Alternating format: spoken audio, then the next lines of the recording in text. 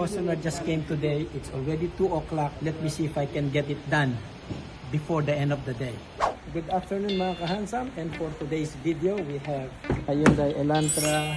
Now, kilometer is 166,000, and the customer came here via referral. He was referred by another friend, and he just bought this car for 2 weeks, and look what happened.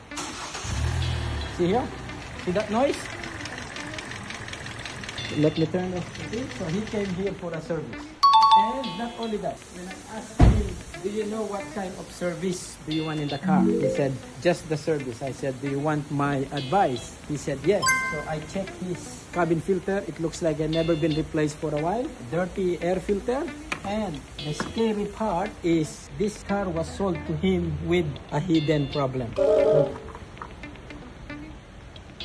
So that is a sign. What, Jordan? What's that? Mixing of water and coolant. There is a sign of mixing oil and coolant. So I checked the coolant. There's no oil. I checked this one. It looks alright. So I would say that problem is not that bad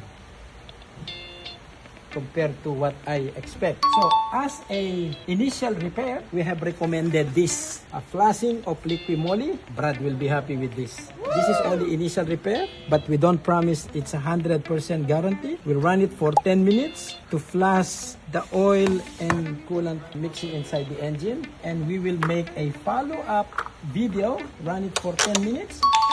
Okay, and then after the service, Jordan will put that engine resealer made in Germany, liquid moly.